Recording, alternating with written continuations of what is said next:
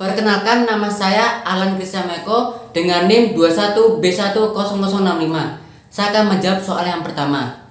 Apa yang membuat manusia pada umumnya tidak bersukacita? Pada umumnya, ketika kita mengalami kesusahan, penderitaan, kesedihan, permasalahan menggunung, kita sulit bersukacita. Bahkan, kita tidak menemukan alasan untuk bisa bersukacita. Bagaimana bisa bersukacita jikalau kita sedang mengalami kerumitan hidup? Apalagi jika kita melihat orang lain hidupnya bahagia, sangat jauh dari penderitaan seperti yang kita alami. Dengan gampangnya, kita akan mengeluarkan keluhan. Mengapa saya Tuhan? Mengapa bukan yang lain saja? Soal nomor 2. Apa makna dari sukacita kosmoteandrik? Arti sukacita mirip dengan konsep filosofi kosmoteandrik yang menyatakan bahwa sukacita yang dirasakan seorang diri adalah sukacita semu dan bukan sejati. Sukacita sejati meski dihayati bersama oleh 3 unsur, yakni manusia, lingkungan atau semesta, dan energi ilahi. Sukacita semu adalah sukacita yang seolah-olah nyata dialami tetapi bisa jadi menjebak manusia dalam penderitaan lebih dalam. Ciri utama dari sukacita semu adalah sukacita yang dirasakan seorang diri saja tanpa melibatkan unsur semesta dan energi ilahi. Kita bisa melihat semua sukacita atau kegembiraan egois seperti kecanduan narkoba, menang dengan menginjak pihak lain, dan contoh kegembiraan egois lain yang sejenis.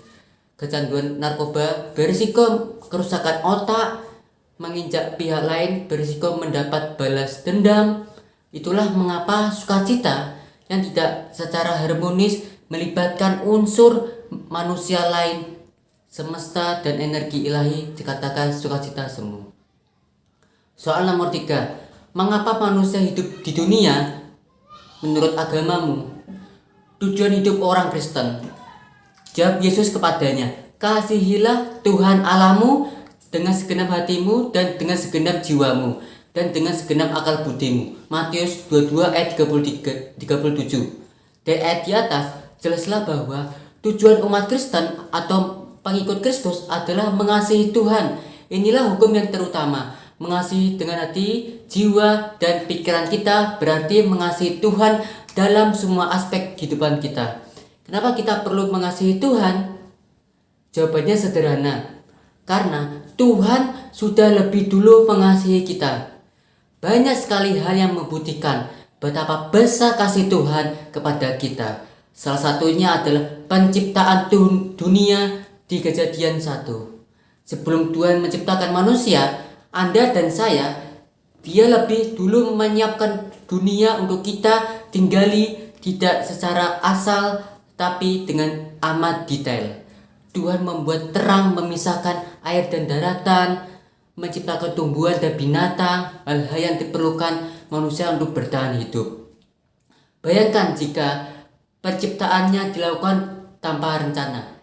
Misalnya manusia diciptakan pertama kali, tentu kita akan melayang-layang di angkasa tanpa sumber daya alam untuk diolah dan dikonsumsi, bukan?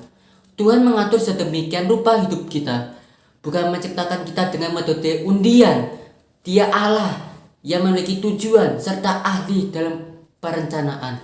Dia punya rencana kepada Anda, misalnya lahir di Indonesia sebagai suku A atau B dan lain sebagainya. Barangkali jika kita meluangkan waktu untuk merenungkan dan mencatat apa saja wujud kasih Tuhan dalam hidup kita, daftarnya tidak akan pernah selesai. Bagaimana cara mengasihi Tuhan? Dari ayat Keluaran 19 ayat 5 tersebut, kita tahu bahwa bahasa kasih Tuhan adalah didengar dan ditaati. Dia sangat suka ketika kita mendengar atau membaca firman-Nya dan melaksanakan atau berpegang pada firman itu. Yohanes 14 ayat 15 menyatakan bahwa jika kita mengasihi Tuhan, kita akan menuruti segala perintah-Nya. Memang mudah untuk berkata, saya Kristen dan sangat mengasihi Tuhan. Namun, sudahkah kita konsisten dan membaca firman Tuhan dengan serius? Dan setelah kita mengerti, maukah kita segenap hati melakukannya? Jika belum, marilah kita bertobat dan lakukan pertobatan itu dengan sungguh-sungguh. Dengan memahami tujuan hidup kita sebagai orang Kristen dan tahu bagaimana cara mencapainya, hari-hari kita akan penuh gairah. Tidak ada kejenuhan, yang ada hanyalah rasa antusias dan optimis. Karena kita punya hubungan yang intim dengan Tuhan. Soal nomor 4, bagaimana manusia bisa bersukacita secara sempurna menurut agamamu? Bacaan Filipi 4 ayat 4-7. Saat hidup kita dalam kelimpahan, mungkin dengan mudah kita dapat bersukacita. Namun, apabila keadaan kita berganti menjadi kekurangan, maka sukacita kita akan segera berganti menjadi duka cita. Tetapi bila kita tinggal dalam kasih Tuhan, maka Tuhan berjanji bahwa Roh Tuhan yang tinggal di dalam kita yang memampukan kita untuk melakukan firman Tuhan, sehingga sukacita kita menjadi penuh tanpa syarat dengan tidak tergantung pada keadaan.